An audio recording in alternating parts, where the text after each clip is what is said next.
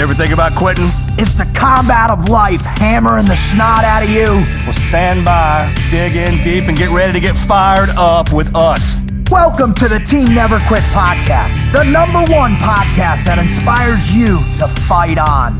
I'm your host, David Rutherford, here with Mr. Never Quit himself, Marcus Luttrell. Our mission is to help you embrace the suck of life, to teach you the values of working your ass off, and to interview the most hard-charging people on planet Earth. We know life is hard.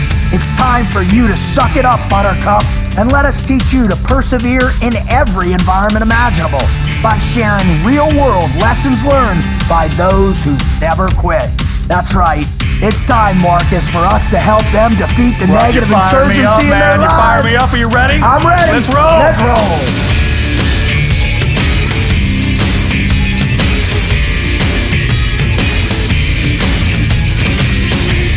Up from a sub 60 feet below, scuba to the surface, now we're ready to go.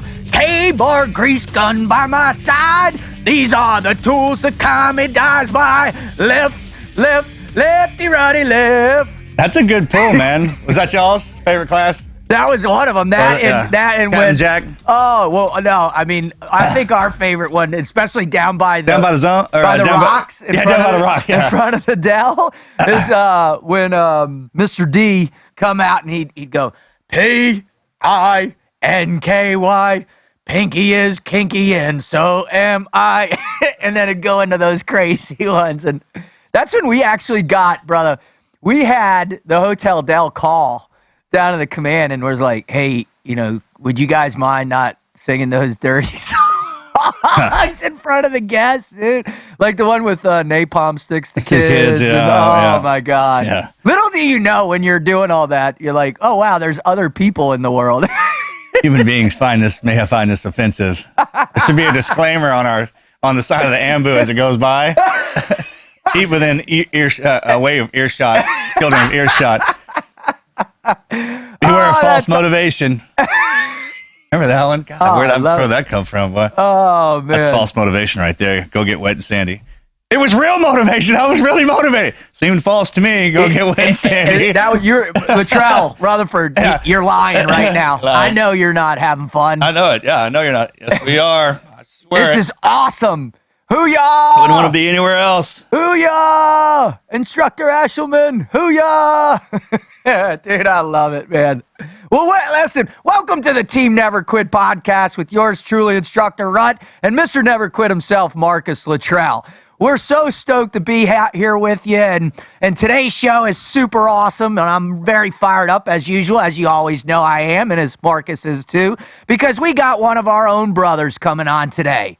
And I'll tell you what, you better believe we're going to have some great stories about training and backgrounds and why we love being frogmen. So I'm super. Are you fired up to bring Mike on today, bud? I am. I just you open it up with the buds cadences and stuff like that. And after that conversation we were having downstairs about how we've rolled out and the new generations in and stuff like that. That we're the old guys now. Yeah. But I remember when you were saying hoo-yah.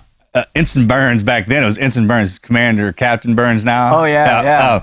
But he took over the phase.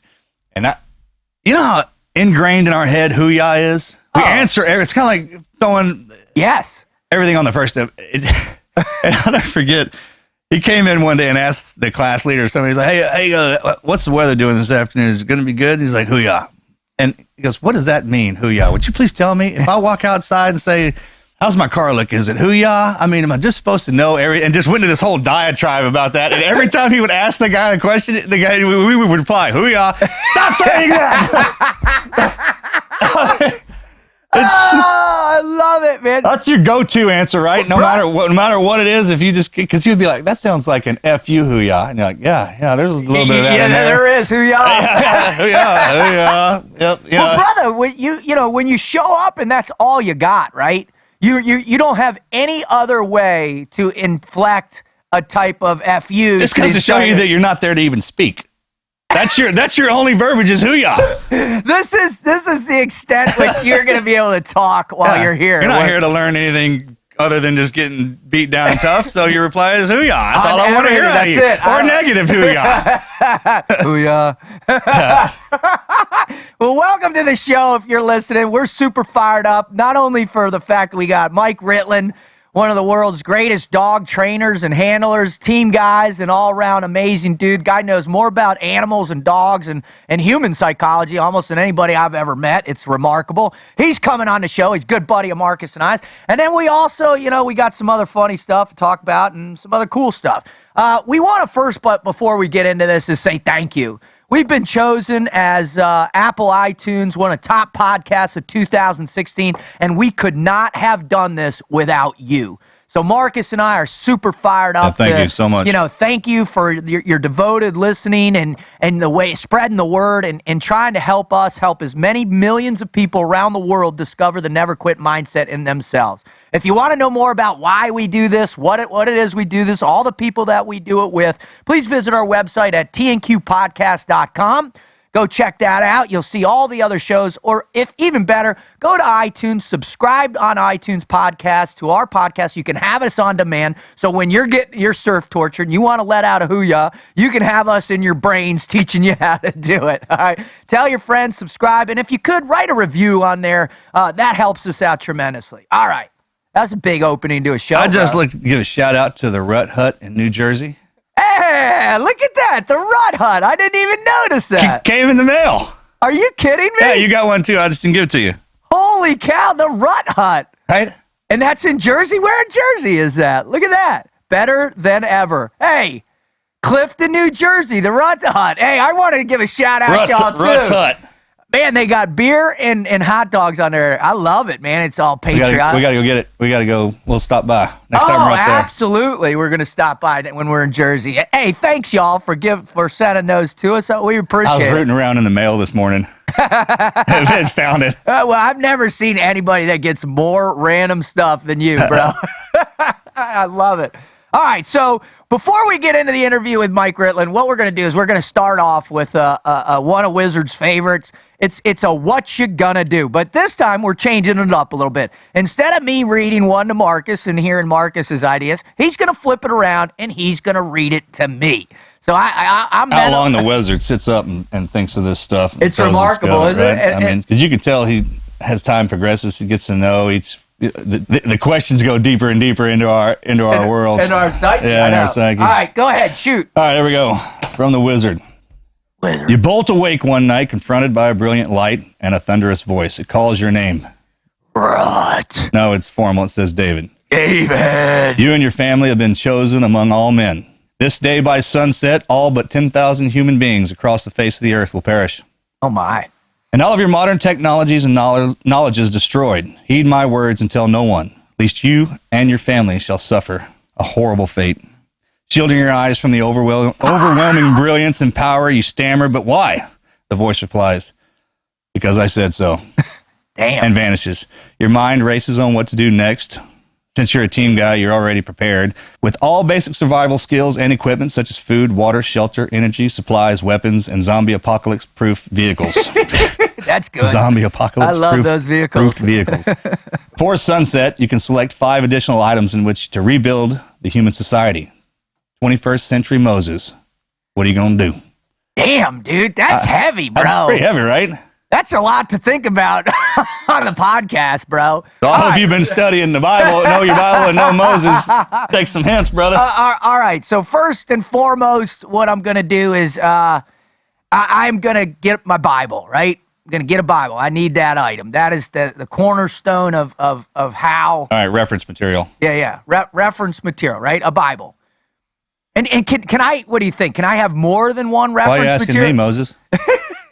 All right, so I number 1, Bible. Number 2, the Constitution, Declaration of Independence, all the amendments, all that stuff, right? I have 3 items left for in order to govern. So that's your baseline material. That's my baseline. Bible and Constitution. Bible and the Constitution in that order.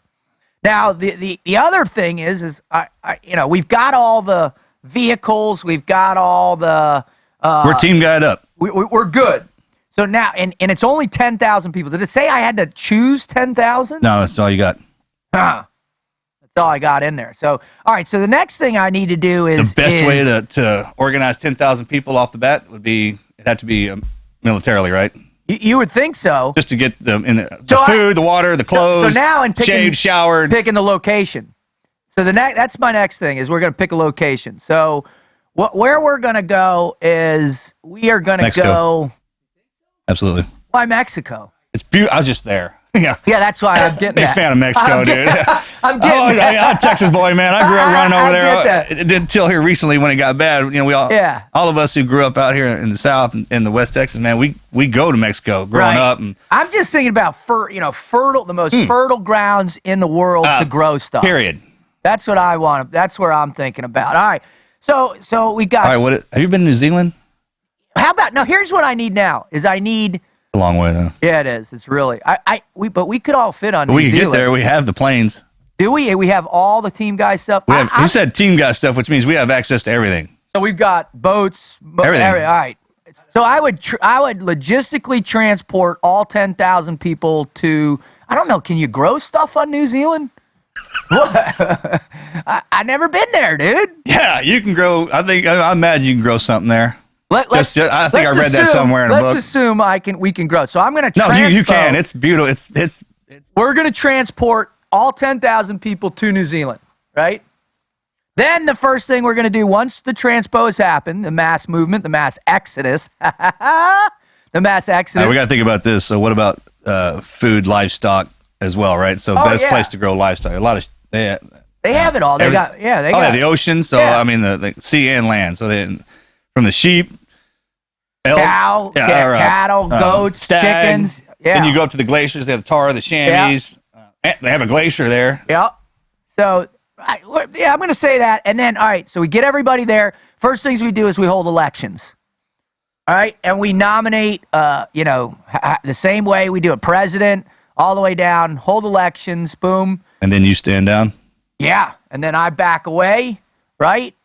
And then we do Supreme Courts, all that stuff, a full-on electoral process, and that's it, man. And I think that's what you got to do. Would you train 10,000 people in how to defend themselves? So what we do is within that framework of society, the last thing I do is we build an army, right? We got to have a police force army, and that's 500 or whatever, and then they get access to an army or a police unit. Well, you're not going to need an army because you're one clan, right? Yeah, but you're still going to need. Who are you going to defend against? Yourself? I'm just saying you got to have some way to implement the rules and the laws, and that's through initial 500-man army, and it's going to be conscription too, just like with Israel, right? In order to get that sense of servitude and all that in there. So that's my plan, man. Earn your place. Yep, exactly. Gotta earn your place. So right? You do 2 years in the service, right? Either as in military or police officer. Then you got to do 2 years agricultural work, and then you can go pursue your job and dream and education, all that. Well, that's my plan, brother. What do you think, dude? I don't know. Let me march over it. Well, I'll get back to you. Well, all right. Well, you march over it. Well, I would imagine you're going to... That's hard stuff, dude, to figure out in like 3 minutes, bro. That's what we were talking about. The United States is such a great anomaly in how it's formed. And brother, it's the best country on the planet, hands down. I mean, just look at what we're... Just talking about what it would take to do that and thinking about where we're at now. Oh, bro. It's always important to think about those things, man. All right. So let's pivot. Let's get into welcoming on a close friend of ours, a guy that we have the most profound respect, the owner of Tricos. He's written several books, Team Dog, Trident Canine. He's a great team guy, a great friend. Without further ado, let's welcome on board Mr. Mike Ritland.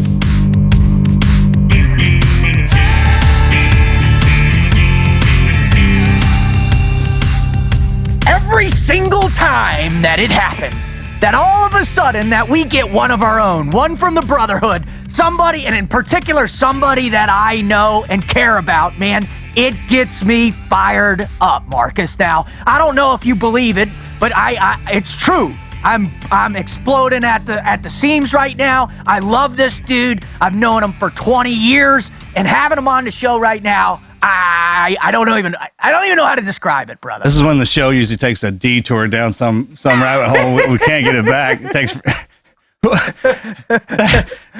The boss is coming up here going, wrap it up.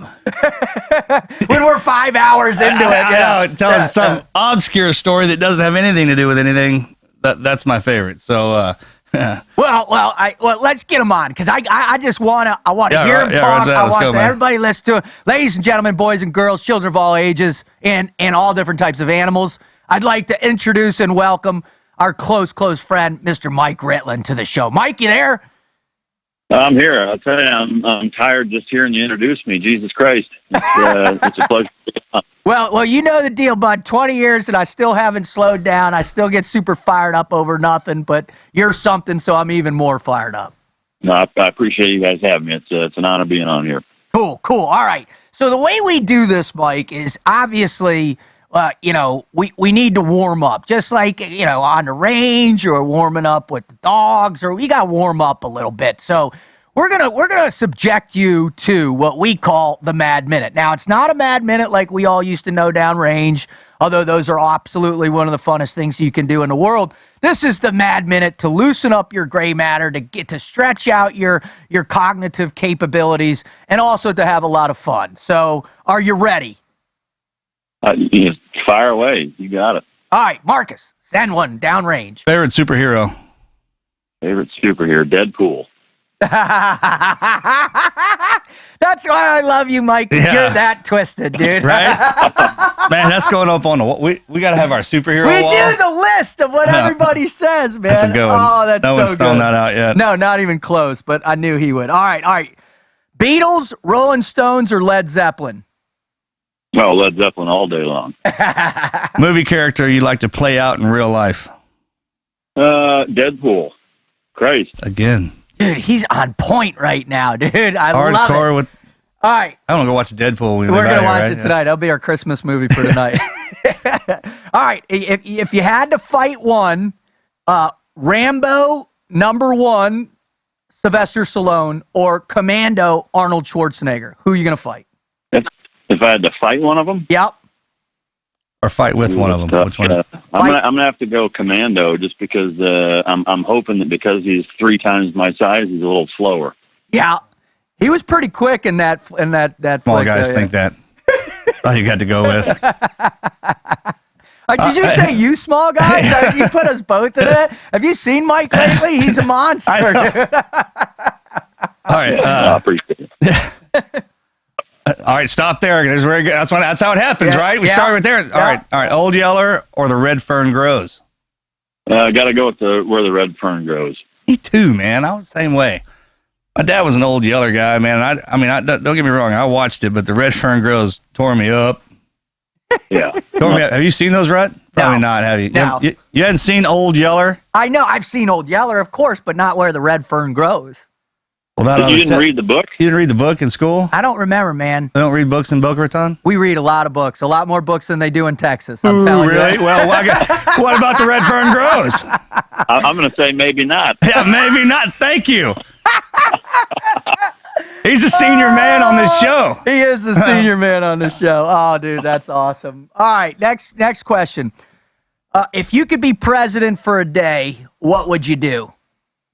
Oh, Christ. I don't know if I could fit it all in a day, but I'll tell you this much, I wouldn't sleep. For me, I would, it would have to be something, troop related in terms of, I would make a point to visit as many of them as possible in the places where a president doesn't usually visit them, downrange and hang it out with the guys. Like, I would want to go to like a forward operating base that, where your nuts are literally hanging out and go visit those guys and just tell them how much, that I appreciate what they're doing and how much the country appreciates what they're doing. Cause for the last 8 years, I don't mean to get political, but I don't feel like we've gotten any of that.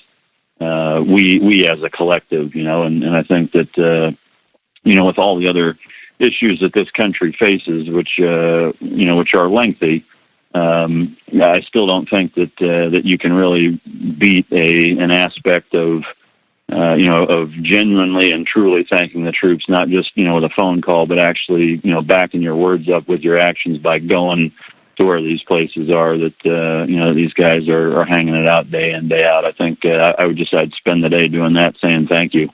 That's pretty awesome, man.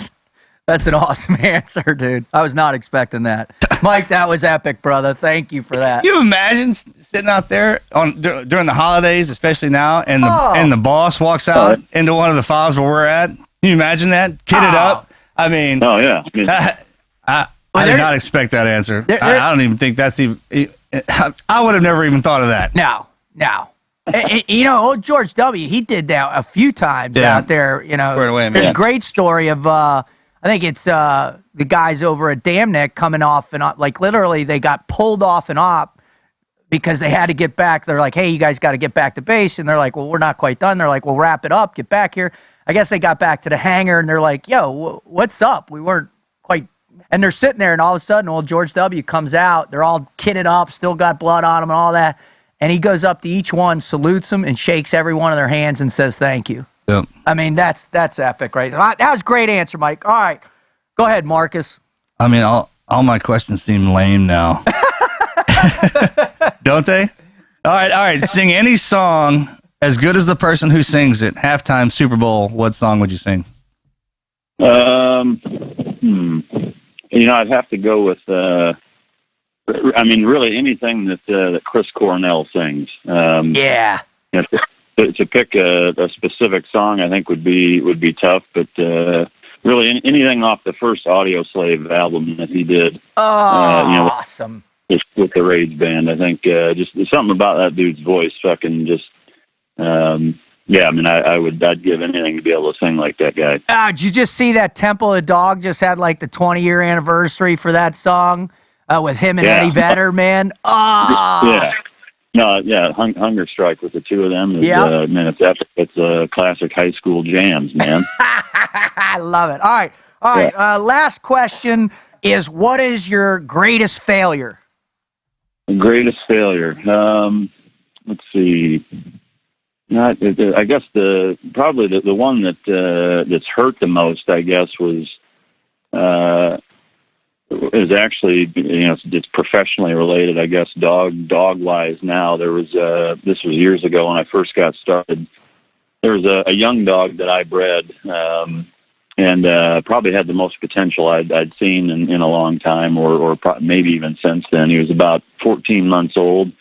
And I pushed him too hard, too fast, and completely ruined him. And for me, while a lot of people may not think that, in the scope of somebody's life that's the greatest failure, for me it's the one that pops up as you're asking me it. So I'm going to go with my gut on it. And that, there's two main components why it contributes to the answer. Is that number one is that it was a dog that I bred, and number two, to kind of dovetail onto that, it's that. It's a living, breathing creature that genetically was very, very gifted. That because of my impatience and inadequacies at the time as a trainer, not to say that I'm perfect now by any stretch, but 100% my fault. I kept a really good dog from going on and serving, whether a police department, military unit, whatever. 100% because my ego and my impatience got in the way, and it's not a piece of equipment that you can just, scrap it and put it back together or melt it down and make something else. I mean, it's a creature that didn't ask to be born, didn't ask to be bred, didn't ask to be raised and trained the way that we do with them. And I flat out ruined him because I just made a lot of mistakes with him, pushing him too hard. And, for me, it's something that, while it was a very, very tough lesson learned, it's one that I learned a truckload from, and really has forged the backbone of my training theory now, in terms of taking it, to a polar opposite of really focusing on positive reinforcement and just immersing myself in the canine psychology aspect of dog training and how their mind works and how they learn and why and all of that. And so it really, the silver lining of it was that, it catapulted me into because I was so sickened with me ruining this dog. It really changed every facet and aspect about how I train and how I go about a lot of aspects in life, frankly. So, it just, like I said, to ask me off the top of my head, that's what sticks out. So Wow, Mike, and that's why you're one of the best in the world at what you do, because you are humble and you are honest, and you can admit and learn from your mistakes, man. That's why I love you, brother. So thank you so much for sharing that with our guests, and I think that's a great pivot moment, and also thanks for having fun with us on the Mad Minute there, and it was we do that to loosen up, but the reason why people are on the show and why they're here and they're joining us and they keep coming back and we're so blessed with our audience and who's there, and it's because we have people like on you that are willing to talk about great stories and the toughest times of their lives. So, if you could, Mike, do our listeners a real service, as well as Marcus and I, and could you please share with us your greatest never quit story? Absolutely. For me, it's chewing tobacco. I've been faced with trying to quit for a long time and I've never been able to do it. So, no, I'm just joking. I was going to say, last time I saw you had a dip in. I was going to say, I just saw you on Facebook with Clint with a dip in. Wait a minute. I got chewing right now. Damn it. Yeah, never. Yeah, just that's my. I'm just never going to quit it. I can't do it, no matter how hard I try. When Adelaide was born, I had a can. It was going to be my last one, and that was each child. I was like, all right, my last vice is just chewing, and the boss said I could have one. Right. Yeah. No, and you no, you're both a bunch of wussies, because I quit on July 4th, 2003. Yeah, but I don't have to remember a date like that. Everyone I know who quit chewing remembers the day they quit chewing. Oh. Well, nobody likes a quitter, Dave. So, I know, and don't think that every time he comes up... from every Master Chief you've ever walked across, nobody likes a quitter. Well, don't think that, Mike, that every time he comes up, sits at this table across from me, gets ready to go on air and puts in a big fatty, I'm not jonesing for one. That shit never goes away. Ever.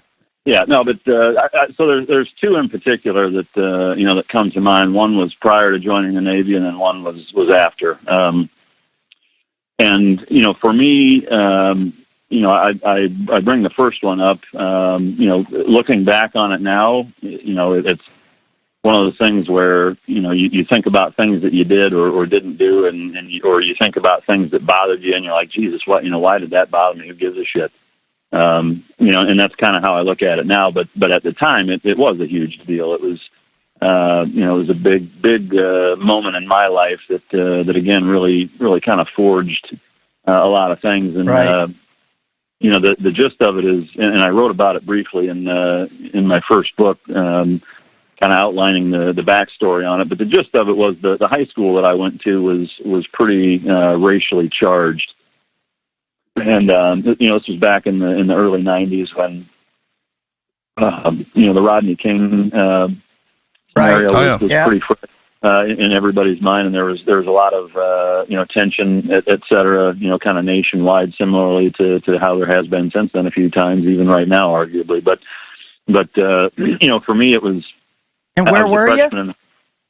So I was in Northeast Iowa, Waterloo, Iowa, which is not a place where most people would assume that would happen. I mean, most people, I think, think it's a country bumpkin area where just a bunch of corn-fed white boys, riding the bus from the farms into high school playing football or wrestling or whatever. But that town in particular, not a big town. It's a Twin Cities with Cedar Falls, and the collective total is probably 130,000, 150,000 maybe between kind of the whole area, but so not a huge booming metropolis by any stretch. But the thing is it's only a couple hours from Chicago, a few hours from St. Louis, a few hours from Minneapolis, a few hours from Milwaukee, a few hours from Kansas City. So I mean, it's pretty centrally located in terms of influence of drugs and gangs. Right.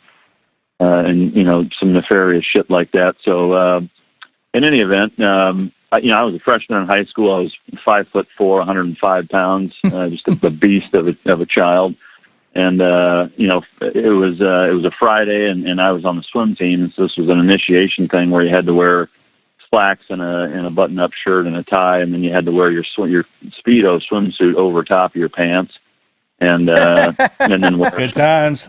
Wear a cap and goggles and just get messed with and whatever. But I was coming back from lunch, and there was a big, race riot, basically, where there was just a big gaggle of dudes running up and down the hallways, beating the shit out of anybody that was white, and I got in the middle of it, and got the shit beat out of me. Wow. By about 40 guys, and oh my gosh, and so for me it was a huge turning point in terms of to go back to school after that, and especially based on the response or lack of response from the administration of the high school at the time. I was scared to death, to go back to school. Basically, I would imagine. Like, Jesus Christ, being that age and that size, just getting throttled in the hallway. It was in a stairwell, but for me, it was just. It was overcoming that fear of the last thing I want to do is go back to school. I'm fucking scared to do it. I don't want to do it. It's half animosity, half fear of the unknown, and it was one of those things where even though I was incredibly scared, I went anyway, and had a couple other close calls and interactions rather throughout the rest of that year and whatever, but came back the next year, and I mean, not that I really had a choice, I guess. I mean, I suppose I could have transferred schools or tried to go to a private school or homeschooled or something, but and again, looking back on it, I mean, considering what we've all done since then, like it's a big deal. Shit like that happens out of the bar. No, that's a big deal, bro. For 14 years old and getting hammered, I'm curious. I hate to cut you off, Mike, but I'm so curious. That after you recovered, because I'm sure it took days to recover from those injuries, was it someone who said you got to go back, or was it yourself? Did you say, I've got to do this? Yeah, so I'm glad you asked that. I mean, so my dad was always a very influential person. I mean, both my parents were both very, very good parents, very supportive, and just did it right. A good balance of being hard enough when they needed to be, but relaxed enough to where it wasn't like you despised them because they were such hard asses. They did it right, and I try to emulate their parenting styles as best I can. But my dad just said, look, life sucks. It's not fair. Sometimes you get the short end of the stick. But here's the deal: is that you've got to face it. If you fall off a horse, you get back on it. You get bit by a dog, you grab the leash and take them for a walk. You fall off your bike, you get up and start riding it again. You get your ass kicked at school, you go back and face the people who did it. He said there's never going to be, or there's not always going to be somebody that can help you out or have your back or whatever. Ultimately you've got to take care of you first. And if you can't do that, then nobody will. And, wow. And so you've got to just get your ass back there and go. He said, I know you're scared. I know it sucks. But you gotta saddle up and get back there and do it anyway. And I did. So it was for me, it was absolutely a life-changing moment in terms of from that day forward, my focus in terms of wanting to do something special, not to take the bud. That sucked me in too, bud. Yeah, but it did. I said, I'm gonna do something and prove that I can do it or that this isn't going to negatively impact me or whatever. And so it gave me pretty linear focus in terms of wanting to join the SEAL teams, and I worked my ass off. I mean, I ate really, really clean. I got up early and worked out and swam and ran and did I bought some of the Buds PT cheesy books out at the time and DVDs. Silent Option, baby. Silent Option. Discovery Channel, right? Yeah. Yeah, CJ Karachi's Buds PT. Or whatever the hell. CJ. Yeah, it had a huge impact on me in terms of really giving me that fire, that intensity to really do it, and that's something that several years later. I mean, because I joined Buds or joined the Navy at 17, and as soon as I turned 18. I graduated high school and was still 17. I turned 18 in the summer and then went to boot camp right after. So I remember going into Hell Week and just facing the different challenges and obstacles that Buds of getting hurt or failing things or whatever. And just always remembering like my dad saying that and thinking to myself, like, even though I'm here for me and this is something I want to do, like the thought of of getting on the payphone back at the time in the 90s, which I'd call my parents every Sunday night from the payphone at the barracks. Yeah, so payphone bank right there around the. Yeah, to the thought of calling back and telling him that I had hung it up, like that was not going to happen. And it had nothing to do with pressure from him or even an expectation really. It was just 100%. The fact that he was there for me and taught me a good dust yourself off and get back in the game life lesson, and I wanted to honor his teaching, I guess. That's so cool. And make. But so yeah, it had a big impact on a lot of things. I mean, really, because that's to me that's kind of a defining moment at that age and with circumstances like that to be faced with something that whether it's a big deal to anybody else or not. I mean, it's in the eye of the beholder, and to me it was a huge deal. And brother, dude, I just finished my third kids book, which is a book on bullying. And, the loose statistic is that there are 175,000 kids in America that stay home every single day because they're afraid to go to school. So it's a massive thing that you did at that age to go back. Yeah, it's it is a big deal. And the interesting tie-in to dogs, and this is, again, whether or not it was foreshadowing or I've drawn it from that at the time or not, I couldn't even tell you. I'm sure it has an impact, but the reality of dog training is that, your ability to train a dog doesn't lie in how you perceive things. Because I can think something's a big deal or legitimate or not to a dog. It doesn't matter what I think. What matters is how he perceives the training session, the environment, the reality around him. And so, to me, it's an important aspect, in terms of showing empathy and understanding for everybody. I don't care if it's kids, coworkers, your boss, your kids, spouse, whatever, dogs, is being able to relate and actually step inside their perspective and say, okay, how is this person viewing what's going on? Because that's what's important. It doesn't matter what I think. Well, that's awesome. I mean, that's really cool to know. And I think our audience is understanding it too. But all right, Mike. Well, one of the things I guarantee that people that are listening right now, they're hearing this incredible story about your childhood, then in Buds and that pivotal moment, getting to Team 3, being surrounded by truly hard men, and then 9/11 and going to combat. When did that moment happen in your life, and what were the circumstances, if people haven't found your book yet, to develop your skill sets as a dog handler and trainer and really finding your long-term passion and commitment in life? When did that happen and how did it go down? So it's kind of a two-stage answer to the question in terms of, growing up in Iowa, there's not a lot to do other than to duck hunt, wrestle, and get in trouble, basically. I was a swimmer. My dad was a wrestler and wasn't real crazy about any of me or my brother's wrestling because it had hammered his ass so bad and he could barely walk as a 35-year-old. So we all swam and. But I was always a dog guy growing up. I was into labs though. And back then, in terms of the kind of the nuts and bolts of the psychology and the more progressive science driven training methodologies that we rely a lot heavier on now, weren't nearly as prominent back then. And so it was a lot more just half-assed and kind of, old wives' tale, or, well, this guy said, if the dog has this on his tongue, he can do that, or, just stupid backwoods crap like that.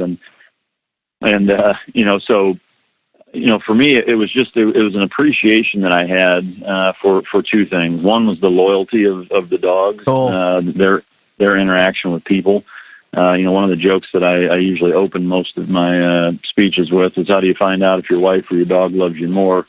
Lock both of them in the trunk of your car for 2 hours, and when you pop it open, who's happy to see you? To see you, brother? God, man, my granddad said that same. Absolutely. But yeah, the fact is that there's that almost not blind, but almost blind allegiance to the owner, to the handler, whatever, that I just always appreciated and haven't been messed with a lot as a kid, and not just the time in high school, but there was a few times growing up in junior high and prior to that that I got messed with or picked on or whatever. And every day when I came home, at the time was a black lab that, he was my boy, and so I always had a passion for them and a connection to dogs in general. But where it kind of crossed over into the performance aspect was I was always really observant watching him. My dad and I would go to wooded areas or golf courses in the wintertime and go for, several hour-long walks with the dog and just let him run and whatever. But I always watched how they used their nose and just how incredible it was. And we could be walking and he would all of a sudden do a head snap and you'd see him start sniffing feverishly and would trail something 15 feet and then bam, start digging, and there'd be a half-used frozen ketchup packet like 3 feet under the snow.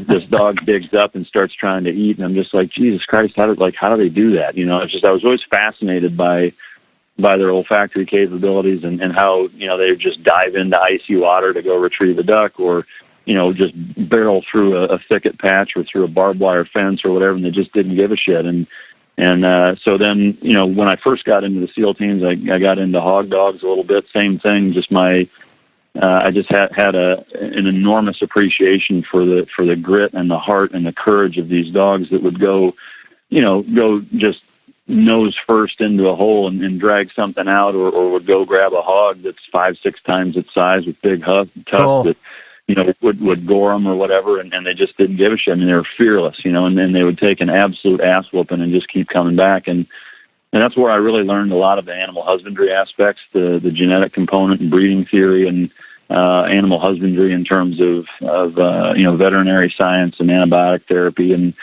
nutrition and conditioning and things like that, which strangely enough, I implemented a lot of that into the working dog community when I went out on the West Coast as one of the multi-purpose canine trainers for the West Coast teams. Wow! In terms of conditioning and nutrition, things that I had learned, conditioning dogs for hog hunting, but in terms of that's the first part of the question, is that kind of set the stage for it. But then on an Iraq deployment, there was a group of Marines in the same area of northern Iraq that we were at. And they had an explosive detection dog with them, and they were getting ready to enter a cave complex, and they had this dog with them that snaked back and forth and ended up indicating right inside the doorway that there was explosive odor present, and unquestionably saved a number of those guys' lives. And for me, that was the light switch moment for getting into dogs, is that, as a SEAL team operator, we had been in situations like that hundreds, if not thousands of times, and never had a dog with us. Wow. And I just thought to myself, like, Jesus Christ, why do we not have a dog with us? Yeah. And, right. And for me, that was just, that was the nail in the coffin, if you will, in terms of, from that day forward back in 2003, until as I sit here with you guys today, I have just lived, breathed, shit, slept dogs, and trained with everybody I can train, read every book I could, watched any video series I could, gone to any training seminar I could. I've been all over the world and trained with, all different sorts of police and anti-terrorism groups, both, primarily on my work with the government, but even prior to and after, just, being in the industry, there's always, some connections there. But I couldn't get enough of it, and I ended up, in terms of the West Coast program, which is what I was interested in becoming a part of as I was getting out. It's basically when the program was kind of in full swing back in 2007, or starting to come up into full swing. They offered me a position as a handler there, and so for me that was the pivot moment for me professionally in terms of right. Trying to decide, do I want to stay in and be a handler and have one dog and one guy relationship and deploy and do that? Or do I want to get out, start my own company and kind of expand that way? And I've always looked at life from a theoretically getting the most bang for my buck and how can I make the biggest impact possible based on my decision? Not necessarily what's going to gratify me the most. Right. Or make me the happiest. Like what am I going to get the most out of, from a cost benefit analysis, if you will. And for me, undoubtedly, as much as I wanted to stay in and just deploy with a dog and just have one dog to worry about and go do sexy deployments as a dog handler, I knew that getting out and starting my own company and being able to provide dozens or hundreds of dogs and put on training courses and ultimately, the kind of the crux or the pivotal, or not pivotal, but just the shining moment for me professionally was, after I had been out for a few years and had done some other government contracts, for dog programs, right, police, et cetera, is being able to go back and be a trainer for the West Coast Multipurpose Canine Program. And some of the handlers were guys that I was at 3 with, some of them I was instructors with. That's cool. Guys that I've been to war with, and now, I'm tasked with finding and sourcing, selecting, these dogs, training them, training the handlers, handing the leash over, and I'm responsible for handing this dog over to these guys that are going to be depending on that dog with their life. That's so for me, it cool. was right. Yeah, it was really the crux of everything, of really validating and vindicating my decision to get out and do more than just be a handler. Not to say that there's anything wrong with How that. badass is that, though? He developed a position in the SEAL teams. Well, no, that's what I think is, radical. That's cool, man. In my mind, it's just that's whatever you want to call it, fate, destiny, God. For Mike, it was just driven by this passion. And what I love most about your story too, Mike, is, it is that. And I remember the first time we'd seen each other a few years back for that Navy SEAL Foundation thing we did again. We went and had lunch, and I was like, so what have you been doing? and we sat for 3 hours while you talked about dog psychology and your passion for it and what's the beautiful aspects of dogs and when they're properly trained to what they're truly capable of.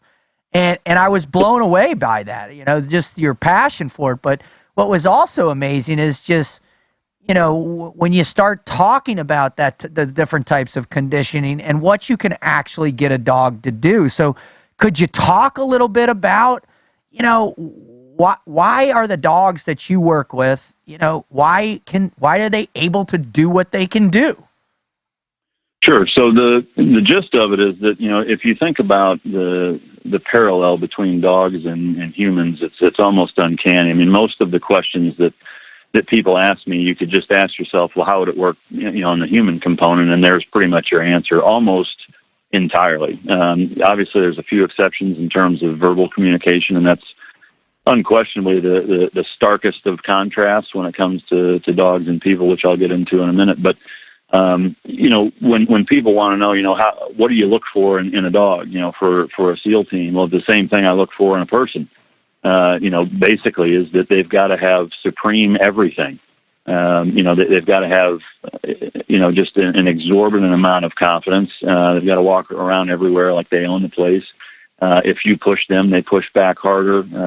Athletically, they've got to be gifted. They've got to be able to use their nose. They've got to have prey drive. They've got to have environmental stability. They have to be social enough to be able to integrate into a working team, but have enough backbone and strength of character to where, if a grown ass man comes and open hand slaps the shit out of him, he'll be wearing him for doing it. And so, it's the neat thing about explaining it to guys like you is that you get it more than anybody, right? Just because it's really a dog that's the canine version of guys like us. That's is cool. Really what you're looking for is just, a dog that has ultimately just has heart. That's the biggest thing. And a lot. Well, quick question. Let me jump in. I got to interrupt because when you say heart, I mean that's and I think and I know you know what I'm talking about when I make this translation for our listeners. I mean, heart in my mind is the essential ignition point for the never quit mindset. So do these animals, do they innately possess that never quit drive, or do you have to teach it and pull it out of them? Well, so it's percentage-wise, it's about like human beings. It's a fraction of a percentage. Most dogs don't have it. Wow. And I think that it's counterintuitive to assume that both in humans or any animal for that matter, and that when you possess that character trait, one, I think it's an anomaly just from a percentage standpoint, but two, it's not conducive to the propensity of continuing on gene pools. Wow. You know, it's absolutely. a lack of self-preservation. So, you know, it is rare, and it should be rare, and it kind of has to be rare. I think, you know, again, both in humans and in dogs or any animals, and that when you possess that, the likelihood of you perpetuating your genetic code is drastically reduced, you know, which in turn means that there's not going to be much of it around either. I mean, you said the parallels with dogs and humans and most animals is almost exactly the same. But just like humans, man, you have some that are just rare and are in tune with their instinct, and ones that are docile. Yeah, no, absolutely. And I think, I mean, if anything, I'd say it's, you know, with animals, while it's absolutely more rare than it is, or absolutely more rare than not. You know, with humans being, you know, not to get too scientific, but basically we're socially bred animals. Right. You know, most people don't perpetuate offspring based on all of the traits that are going to make those offspring survive in a higher capacity. You know, it has a lot to do with social factors and intelligence, but yeah, you know, you're looking for that dog that you can't, you know, to answer the second part of your question when you say, you know, can you train that and pull that out of them? No.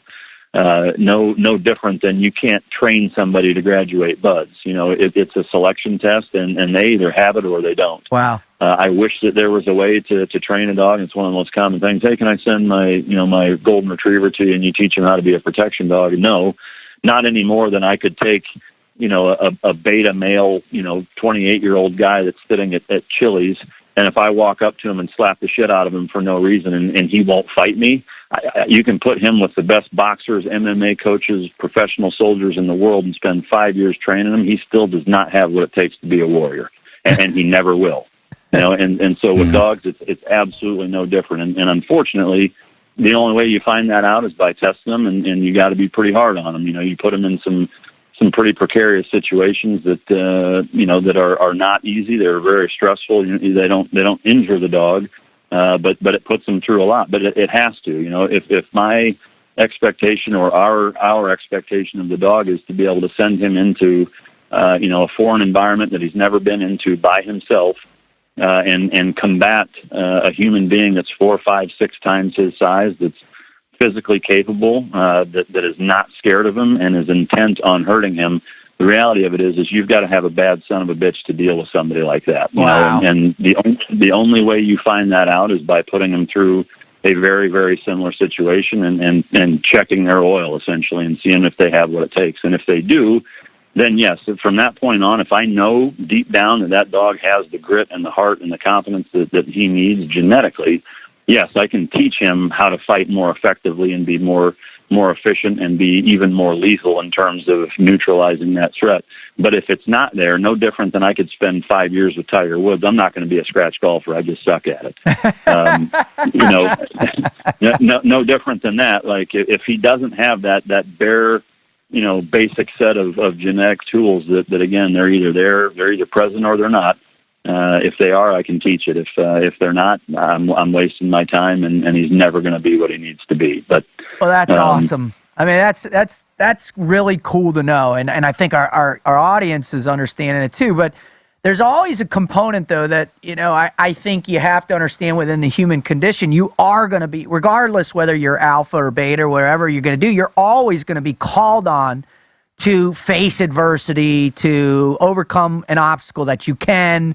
I mean, not everybody obviously is going to become a Navy SEAL or be a world-class dog trainer, but at the same time, people do need skill sets in order to, you know, to learn that never quit. So, Mike, based on, you know, your experiences that you've had, your greatest never quit stories, what you do with understanding human and animal psychology, what are like 2 or 3 things that you can share with our guests, our listeners right now, that can give them a little bit of spark to start educating themselves on what they can do to learn that never quit mindset? Sure.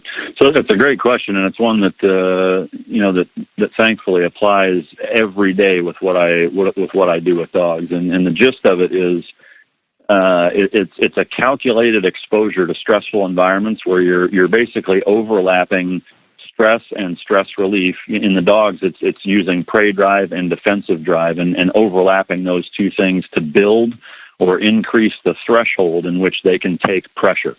And so with humans, it's no different in that. Sounds like buds. Yeah, and buds or raising kids is a very, very apt comparison in that, when you see a 5-year-old struggling with something, there's a very, very calculated way you can go about exposing them to just enough stress and pressure to where they can overcome it, but not so much to where it's going to make them crack and break their spirit and ruin them like I did with that dog years ago. But you're also not making it so easy on them to where it's not causing enough stress and a CNS response to actually, induce cortisol and adrenaline and things that, I think that naturally adhere to being able to be more conducive to breaking through that threshold. And so it's a very calculated way of basically just putting enough stress and enough pressure on them to challenge them, but ultimately giving them, a path forward so that they can overcome that, and then ultimately that builds their confidence. And with young dogs and with kids, it's especially apt in that I see it with my kids all the time, and that, if they're struggling with something or they're a little scared, like I'm not going to start screaming at them and just shove them and make them do it. So hitting them with the hose at 5 and 6 is not a good idea, you're saying? Yeah. Well, a child or an adult, it's the rush, right? When they're in that moment, when you were saying, maybe think that those cortisols and all that stuff starts firing in you, man. And you're right. If you can do it just enough to where it doesn't beat you down in the beginning, because it's new to you, so it's exciting as a child. Yeah. And then once all that the adrenaline and all those chemicals start flowing, man, same as in an adult, that rush is the same. And then if you see that happening and assist in that, man, that's what it's the hook, it's the want, right? Yeah, that makes them then they want it. Hopefully, hopefully. It's like the thrill is in the chase kind of thing, and that you've got to introduce an element of challenge, and because it's challenging and you overcome that challenge, it builds your confidence. Just like me, you think about your mentality, and I was very fortunate to have been a buds instructor to see it on the other side of the curtain, but think about where your head was at on Sunday night before Hell Week started versus Saturday morning when it was over, and how different of a person you were in terms of your level of confidence. Like I can't think of a single event in most human beings' lifetimes that will change and alter their level of confidence and their ability to take things on that previously they were intimidated by than Hell Week. Oh, I haven't found a program yet, and I've been searching for 15 years. I never even heard of one. Yeah, I mean, well, there's similar programs back in history with some other cultures, but the aspect of a complete cultural recoding, down to your core processing, right? We're actually reallocating neuroplasticity towards this new mindset. It doesn't exist in any greater place than in buds, and that's the miracle of the program. Yeah, no, absolutely. And so, like I said, whether it's raising kids or adults or, the dog component, and I hope this sheds a little bit of light on it from a performance aspect, because I think it's tangible in terms of really grasping what it is that I'm talking about, is that for that heart component, when I teach a dog how to take pressure, basically the dog comes in to bite me and he's in prey drive, and prey drive relieves stress.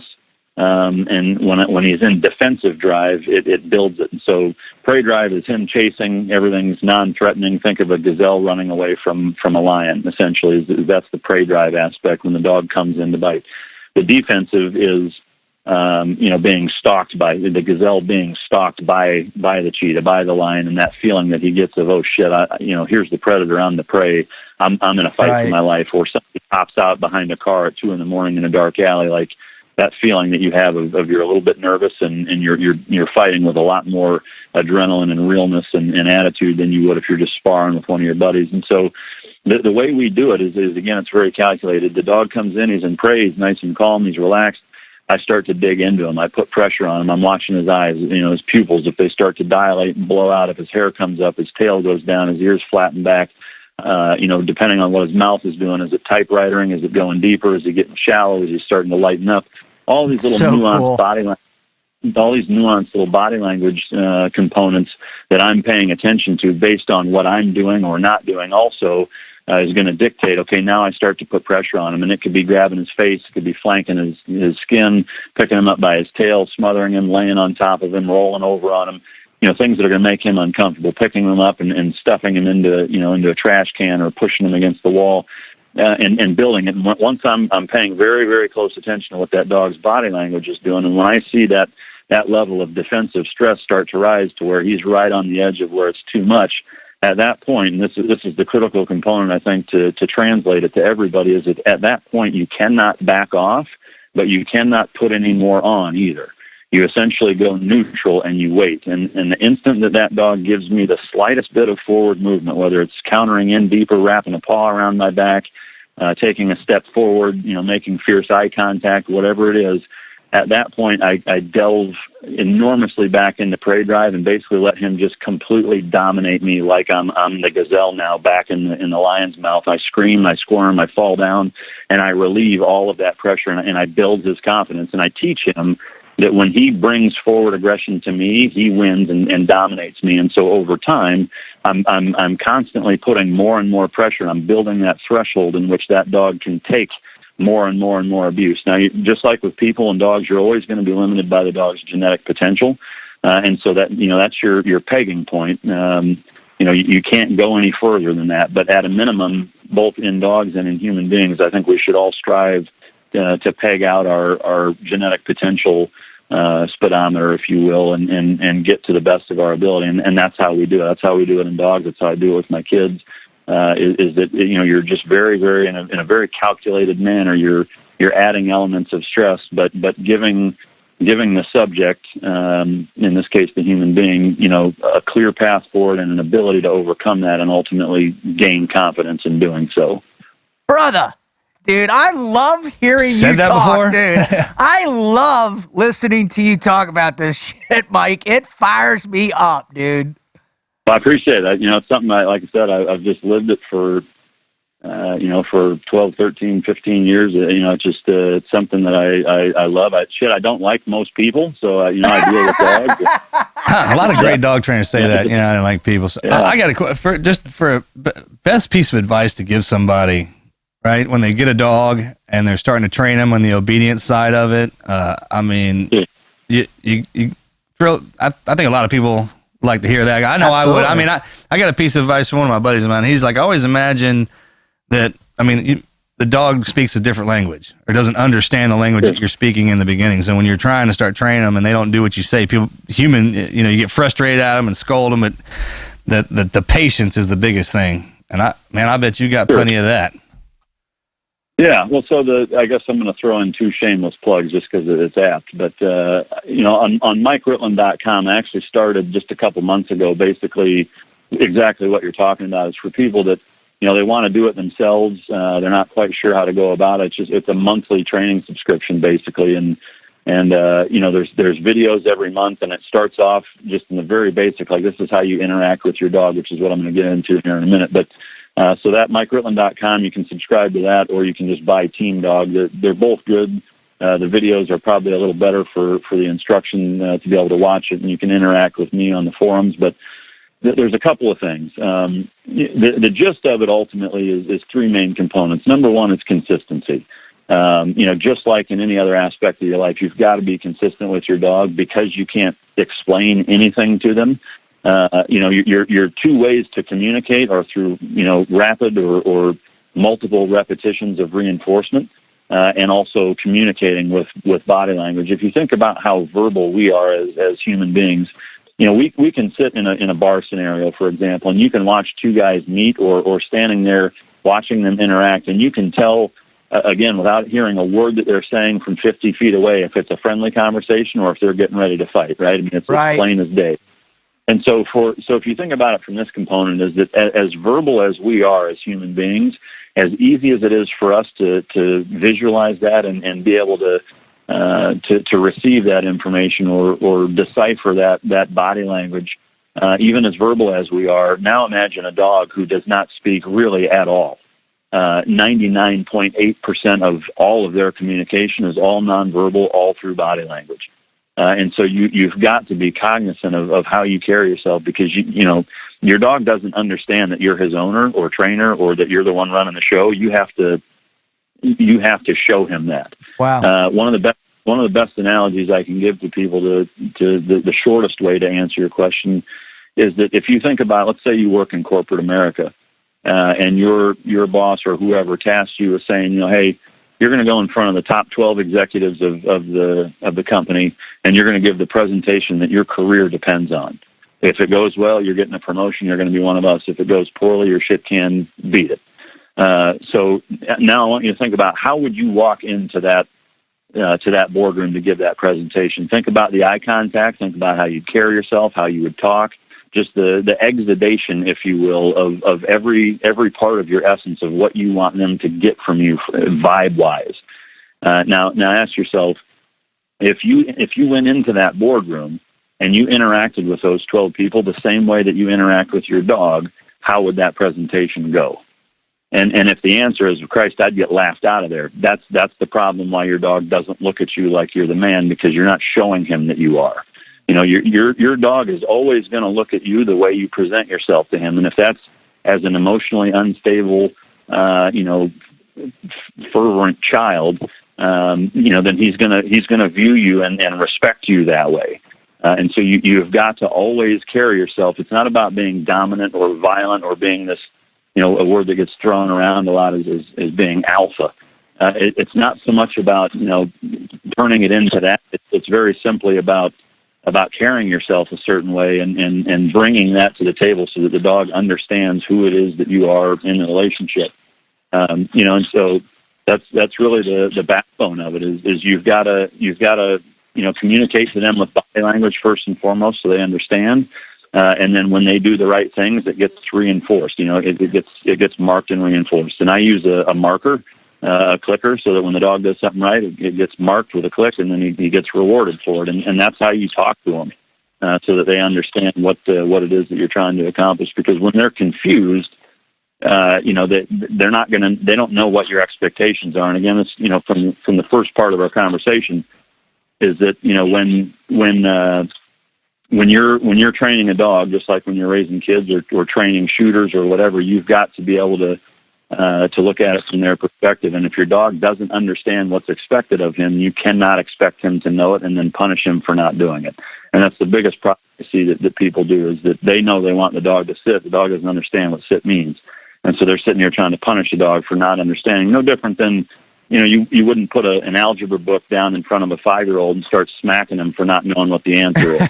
I just told my dad that. Yeah.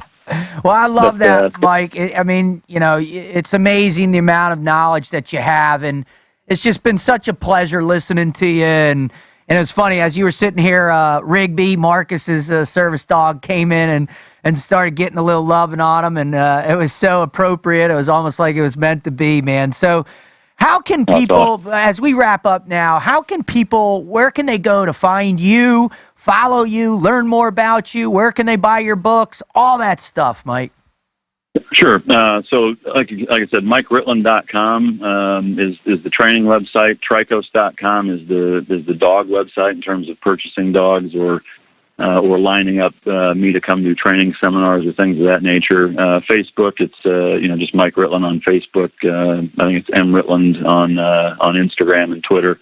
They're all pretty congruent or synergistic, rather, in terms of the content that we put out. But and then the Warrior Dog Foundation, of course, is the nonprofit that I started 6 years ago. That we retire mostly former special operations dogs, but we've done police dogs and contract working dogs and regular MWDs, as well as being an active sanctuary, a no-kill sanctuary for those dogs once they've served and don't have anywhere else to go. But in terms of the books, Amazon's probably the easiest way to order it. Team Dog is the training book. Trident Canine Warriors and Navy SEAL Dogs. It's essentially the same book. Navy SEAL Dogs is the young adult version of Trident Canine Warriors, but all three versions are on audiobook and on Amazon, or you can get it through Barnes and Noble if you like to. But that's pretty much the gist of it. Well, we appreciate awesome. you, man. We love you so much, Mike. Thanks for coming on and dropping knowledge. And I look forward to in the future. I know Marcus does. We're going to get you back on, and we're going to talk about dog training. Maybe you can give us the greatest never quit story of a dog you know of. You know? I think that'd be cool, man. I'd love to. I know. I mean, I would imagine that the guys. Well, I'm sure you'll have an honor wall already that's just stacked full of it. But yeah, that'd be cool to hear one because those dogs, man, a bunch of those stories. Right? Yeah, no, I've got there's a ton of them, so I'd be happy to share them. You got it. All right, brother. Well, God bless you. Keep doing what you're doing, man, and thanks for coming on, Mike. Thank you, guys. I appreciate it. Have a good one.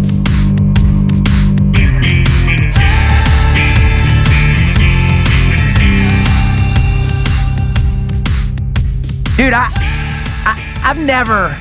Like I was just in college getting a class on I was just 400 economics or something. You know, just kind of like more like 400 psychology. Yeah, exactly. Everything in there and just kind of.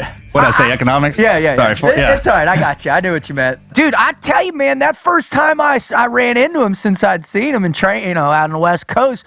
And he dropped 3 hours of knowledge on me about dog psychology and training. Bro, I was blown away.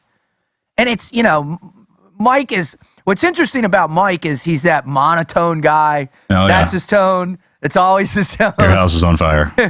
Okay. Step one. This is what I'm going to do. I mean, that's Mike. It's always been Mike. But the dude, when you see him talking, you see him with those dogs, bro, it's like, there's no greater passion in the world. You got to think, man, that to understand and be able to do what he does with animals. I used to understand animal instinct, man. You understand humans pretty good too. Absolutely. At least in its primitive form. When you strip away all the white noise and humans, what they're capable of and where they can go. It's basically it's operant conditioning, right? In our behavioral aspects. And I'm a big fan of operant conditioning. When you look at our program, you look at SEAL training, it's basically one of the most sophisticated operant conditioning programs there is, right? Negative rewarding, positive rewarding. Best dog training on the planet. And we were a bunch of dogs. Yeah, sure. Man. Best dog training on the planet. The dogs of war, right? Well, so it's just really cool to hear a guy that's been able to take this passion, turn it into this great business, and really to get out there and teach, hundreds of thousands of people how to handle their animals in a more productive way. And that's cool, man. That's really cool. And like we were just talking about, he puts in operators just like everybody other who feeds the SEAL teams. Oh, that's what he does. I mean, he puts in operators and so talk to the guys who get attached to his dogs, man. Larry the cable guy has one of his dogs. Says it was one of the greatest experiences on the planet, man. He says working with Mike was just unbelievable. So there are other stories. He had one, really wealthy dude where Mike actually flew over to Austria, found the breeder, saw the dog, watched the dog, brought the dog back over, trained the dog up through the amount of time, went with this guy, spent a month with him, lived with him. I mean, that's a $125,000 process right there. Yeah. And that's what he does because he loves, making sure that you heard when he talked about ruining an animal, man. Yeah. I mean, that's painful to him. Sure. Breaking a spirit like that. Oh, bro. And you know how much an animal means to you. I mean, look at you and Rigby, bro. Yeah.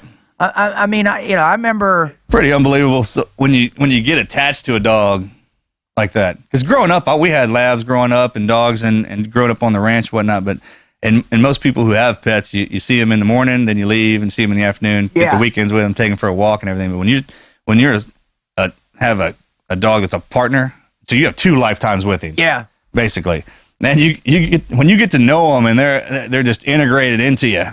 And you pick up their little mannerisms, and then they pick up yours, and you feed off each other. It's a great partnership, man. And he's my best friend, Riggs. Well, that dude. It's funny. I came downstairs, a little bit ago, saw you on the couch with him, and that bond is it's like you said. It's what Mike talked about, that loyalty, that trust with them. And what I remember the first time I actually saw you with Rigby, I think we were at some LSF event, and I think in Chicago, and you came out and were speaking, and Rigby, circled and looked and was watching you and came up next to you, and I was just like, my God, that's the beautiful aspect of that type of relationship, right? Oh yeah. So I mean, it was when we first got paired up together. I had him on the leash because we started this life together. Like I got in the military. I had Daisy, she got killed, and then I got Mr. Rigby, and then books, movies, the speaking, all that stuff kind of. So we learned how to do this together. And I mean, him, all those years traveling on those airplanes and everything, all the hotel, everywhere. He's world traveler. I mean, it got to the point people were like, hey, where's, we don't see Riggs. I was like, oh, he's over here somewhere, Yeah. And then when I took him off the leash, because it got to a point to where as soon as he's vested up, man, he knows where he's supposed to be, right by my leg. Right. Yeah, so I just kind of move around and just to watch him get smarter. Yeah, I mean, the things that dogs are capable, I think he's probably well over 120 commands now, and that's just the stuff when he's vested up. And then he retired himself. I mean, that deal. I came home to change my suitcases out, and normally he grabs his vest when we're leaving. Right. And he's just kind of, he's like, I think I'm going to sit this one out, brother. What was that like? Did that hurt a little bit? Yeah, it was a little difficult. Yeah. I knew what was going on, and I watching his age and everything, because he still moves around great. He's just tired. I mean, dude, he went for a run with me all the way out to the gate and back yesterday. Yeah, so he just didn't want to get on that plane. Yeah. And I came back, and then we went 2 more times, and then he stayed back for a week. I remember this. I mean, pretty. I was kind of set in there, and then he went 1 more time with me. That was it. And that was it. And now it's up in the morning, and he wakes me up when he's ready to eat. And then he'll, especially when the weather changes, he's outside being a dog. He's all a lab. Day, yeah. And he'll come back in the afternoon hungry. He did his time. His time. Well, it's, what kills me though so often is I see my brothers who have dogs like Paul and King and and Pete and a bunch of other people that have these beautiful, wonderful dogs. But then I'll be like in the airport, man, and I'll see some little Chihuahua or Pomeranian with a service dog thing on with somebody that has to do everything for the dog. And it makes my guts hurt, man. But, and I don't want to be judgmental. But it's I get man, that. What's going on out there? Why are people abusing this when it really is a necessity for so many of us? Yeah, I was listening to Cowboy Dave on the radio, and he was, I think it was him, or I forget where I'd heard this. They were talking about somebody had brought a duck on the plane for a service animal and a monkey, and then I think Mel was on a plane one time. They had a Great Dane. No. A Great Dane. Are you kidding me? I mean, that's like galloping a horse up on the plane there. It takes 2 seats. Rigby gets on slides. You don't even. Most flights, people just when we land, he'd sit up and they'd be like, I didn't even know there's a dog there. I'm like, that's the point. Yeah. You have no idea he really exists. Right. And he just kind of moves around autonomously. But yeah, it can. They're spreading it a little thin. I think they can take advantage of the situation. For sure. Rigby was born in the schoolhouse. I had to go down and live with him, work with him. You could tell the difference in the dog. So can the people at the airports, on the planes. I mean, everyone. It's funny. Americans are great. They let stuff slide. I mean, is it that big of a deal? Nah, it ain't causing. We let it slide. And then when something happens, everybody complains about it. And they already knew about it, but we're just kind of generous people. It's just like, generous. Hey man, if he's got something going on enough where he's got to bring a damn duck on the plane, I probably couldn't help him anyways. You know what I mean? That's kind of the way you look at it. And I just sit over there and do your deal, bro. Go with God. Yeah, go with God on your service duck. Well, listen, I think it was just a fabulous show. It was such an honor to have Mike on and to do that discussion. And it makes me just want to get home fast and be with my dog Zulu, my Rhodesian, and really just give him some more time and love that he deserves, for sure. Thank you for coming on board with us on this show and listening. Also, thank you again for making us one of the top podcasts of 2016 on iTunes. We can't thank you enough. Our mission here, obviously, and by now, if you're a loyal listener, is to help you discover the Never Quit inside you. That's why Marcus and I do this. We do it because we have a passion to help people around the world try and recognize that they too can overcome the obstacles of life. They can face adversity. They can win and succeed in the combat of life and defeat the negative insurgency while doing it. We all possess that skills and those skill sets. So hopefully you've heard something special with Mike Ritland. I just want to say, as we always end the show, before I go there, please, if you want to know more, visit the website at tnqpodcast.com. Follow us on Instagram, on Twitter, on Facebook, and share the message with your friends. And if you really are moved by what you hear today, then on our website, write in and share your story with us, or share with somebody that you admire, their never quit story and stuff. And if they're good, what are we going to do, Marcus? Bring them on. We're going to bring them on. At the minimum, if they're good, we're going to read them here on the show to share that story and try and help as many people as we can. So thank you so much I want to give thanks to God. I want to give thanks to Christ in my life. I want to give thanks to my family, my girls, my mother and father, my brother, all those in my life that mean the most right now, Sean and Gabe. And I want to thank Marcus and Wizard. I want to thank Mel for her hospitality. And I want to thank Mike and all the listeners for allowing me to do what I'm truly passionate about in life, and that's spreading positivity throughout the world. So thank you. Man, you summed that one up good. You always do. It's tough for me to come on and follow that every time. I get tied up in it when you go through it. So good job. Yeah, man. Thanks to everybody, like Brett always says, for coming back and listening to us, and Mike for coming on here and doing what you do, man, and integrating those dogs into the teams and keeping our boys alive. I personally know how good they are and how important they are to us. So thank y'all, everybody. Happy holidays. I'm out. We're out.